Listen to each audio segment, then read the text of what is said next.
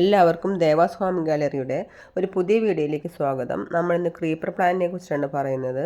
ഇപ്പോഴത്തെ ലാൻഡ്സ്കേപ്പേഴ്സിനും അതുപോലെ തന്നെ ഗാർഡനേഴ്സിനൊക്കെ ഒരുപാട് ഇഷ്ടപ്പെട്ടിട്ടുള്ള ഒരുപാട് ട്രെൻഡിങ് ആയിട്ടുള്ള ഒരു ചെടിയാണ് നമ്മുടെ കർട്ടൻ പ്ലാന്റ്. വളരെ പഴയ ഒരു ചെടി തന്നെയാണിത്, എന്നാൽ ഇപ്പോൾ ഒന്നുകൂടി ട്രെൻഡിങ് ആയിരിക്കുകയാണ്.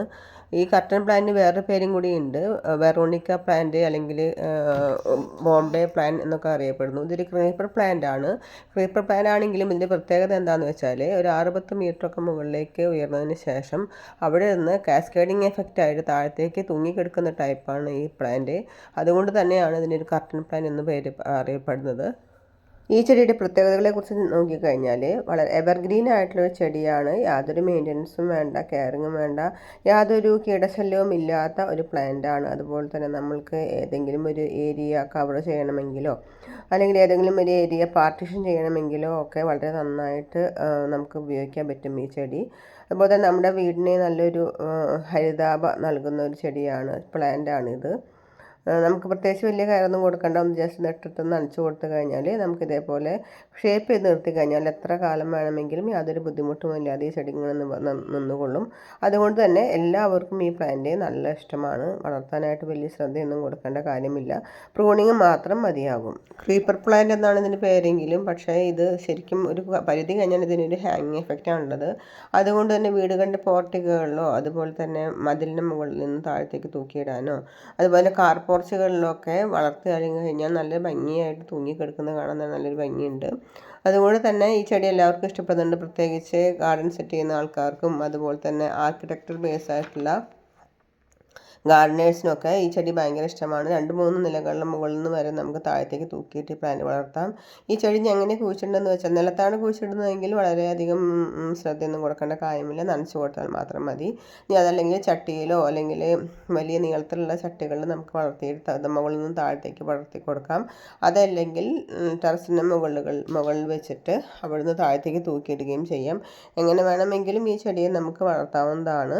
നമുക്ക് ഇടയ്ക്കിടയ്ക്ക് ചാണകവെള്ളമോ അല്ലെങ്കിൽ ഏതെങ്കിലും സീവീഡിൻ്റെ മാന്യൂറോ എന്തെങ്കിലും നമുക്ക് ഒഴിച്ച് കൊടുത്തിട്ട് ഈ ചെടി വളർത്തുമ്പോൾ അങ്ങനെ അതിൻ്റെ മണ്ണിൻ്റെ വളക്കൂറ് കഴിയുമ്പോൾ നമ്മൾ ഇടയ്ക്കിടയ്ക്ക് അതൊന്ന് റീസ്റ്റോക്ക് ചെയ്ത് കൊടുക്കണം. അതുപോലെ തന്നെ ഇതിൻ്റെ മൂത്ത കമ്പുകളൊക്കെ ഇടയ്ക്കൊന്ന് വെട്ടി കൊടുത്തു കഴിഞ്ഞാൽ പുതിയ ഇളനാമ്പുകളൊക്കെ വരുമ്പോൾ അത് തൂങ്ങിക്കിടക്കുന്നത് കാണാൻ ഒരു ഭംഗിയാണ്. ഇവയുടെ തണ്ട് നല്ല നീളമുള്ള ടൈപ്പാണ്, സ്റ്റെം ഫില്ലിങ്ങോട് കൂട്ടി നല്ല തിക്കായിട്ട് അതുപോലെ ഗ്ലോസിയായിട്ട് ഇലകളോട് കൂടിയിട്ടുള്ള ചെടിയാണിത്. എന്നാൽ പെർമനൻ്റായിട്ട് നാച്ചുറലായിട്ട് പാർട്ടീഷൻ ചെയ്യാവുന്ന രീതിയിൽ നമുക്ക് ഇത് കൊണ്ടു നടക്കാൻ പറ്റും. അതുപോലെ തന്നെ നന്നായി പ്രൂൺ ചെയ്ത് കഴിഞ്ഞാൽ നല്ല ഷേപ്പോട് കൂടി നിലനിർത്താൻ പറ്റും.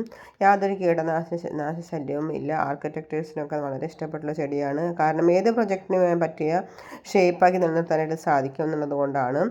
നോ മെയിൻ്റനൻസും അതുപോലെ തന്നെ നോ അറ്റൻഷനും കൊടുക്കേണ്ട രീതിയിലുള്ള ചെടിയാണ്. വെയിലോ ഷെയ്ഡോ അതൊന്നും അതിന് പ്രശ്നമില്ല, നന്നായി നനച്ചു കൊടുക്കണമെന്ന് മാത്രമേ ഉള്ളൂ. ഇനി ഇതിൻ്റെ പ്രൊപ്പഗേഷനെ കുറിച്ച് നോക്കുകയാണെങ്കിൽ നമുക്ക് 2 തരത്തിൽ ഇതിൻ്റെ പ്രൊപ്പഗേറ്റ് ചെയ്യാം. ഒന്ന്, ഇതിൻ്റെ ചെടിയുടെ തൊട്ട് മണ്ണിലാണ് കുഴിച്ചിടുന്നതെങ്കിൽ താഴത്ത് ഇത് വേരിനോട് ചേർന്ന് തന്നെ പുതിയ ചെടികൾ ഉണ്ടാവുന്നതാണ്. അത് നമ്മൾക്ക് പറിച്ചെടുത്തിട്ട് കുഴിച്ചിടാം. അല്ലെങ്കിൽ ഇതിൻ്റെ കമ്പ് നട്ട് കുഴിച്ചിടാം. കമ്പ് വെള്ളത്തിലിട്ടിട്ട് കുറച്ച് ദിവസം വെള്ളത്തിലിട്ട് വെച്ച് കഴിഞ്ഞാൽ കമ്പിൻ്റെ അടിഭാഗത്തായിട്ട് വേരുകൾ വരും. എന്നിട്ട് അത് നമുക്ക് മാറ്റി കുഴിച്ചിടാം. അങ്ങനെ എങ്ങനെ വേണമെങ്കിലും ഈ ചെടിയെ കുഴിച്ചിടാവുന്നതാണ്. വലിയ കോസ്റ്റൊന്നുമില്ല. 3-4-5 കമ്പുകൾക്ക്, വേര് പിടിപ്പിച്ച കമ്പുകൾക്ക് നഴ്സറികളിലെ 50 രൂപയൊക്കെ ഉള്ളൂ. അതുകൊണ്ട് കുഴിച്ചിടാനായിട്ട് സാധിക്കും. പ്ലാന്റ് കെയറിനെ കുറിച്ച് പറയുകയാണെങ്കിൽ നല്ല സൺലൈറ്റ് തൊട്ടൊരു പാർഷ്യൽ സൺലൈറ്റ് വരെ നിർബന്ധമാണ്. അതുപോലെ തന്നെ എന്നും നനയ്ക്കണം, പക്ഷെ വെള്ളക്കെട്ട് പാടില്ല. മണ്ണിന് നല്ല നനവുണ്ടായിരിക്കും നല്ലതാണ്. അതുപോലെ തന്നെ ഈ ചെടിയുടെ പോലെ തന്നെയുള്ള വേറൊരു ചെടിയാണ് ഇതേപോലെ തൂക്കിയിട്ട് വളർത്താവുന്ന വേറെ ക്രീപ്പർ പ്ലാന്റാണ് കാറ്റ്സ് ക്ലോ. അതാണ് നിങ്ങളിപ്പോൾ വീഡിയോയിൽ കാണുന്നത്. അതിൻ്റെ വിശേഷങ്ങളുമായി നമുക്ക് വേറൊരു വീഡിയോ ചെയ്യാം. നിങ്ങൾക്ക് താല്പര്യമുണ്ടെങ്കിൽ ഒന്ന് കമൻറ്റ് ചെയ്യണം. അതും ഇതേപോലെ തന്നെ നമുക്ക് നല്ല ഫുൾ കവറിങ് കൊടുക്കാൻ പറ്റുന്നൊരു പ്ലാന്റാണ്. അപ്പോൾ കർട്ടൻ പ്ലാന്റ് നമ്മൾ ഉണ്ടാകുന്ന ഏറ്റവും നല്ല ബെനിഫിറ്റ് എന്ന് പറയുന്നത് നമുക്ക് നല്ലൊരു പ്രൈവസി കിട്ടും.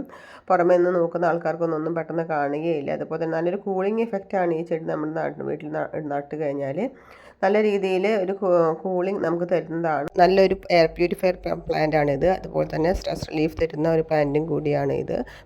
എല്ലാവർക്കും ഈ ചെടിയുടെ വിശേഷം ഇഷ്ടപ്പെട്ടെന്ന് കരുതുന്നു. സ്റ്റെം കട്ട് ചെയ്ത് വളരെ സിമ്പിളായിട്ട് വളർത്താൻ പറ്റുന്ന ഈ ചെടിയുടെ വെരിഗേറ്റഡ് ടൈപ്പ് കൂടി വളരെ റയറായിട്ട് ഷോപ്പുകളിൽ ലഭ്യമാണ്. അപ്പോൾ എല്ലാവർക്കും നമസ്കാരം.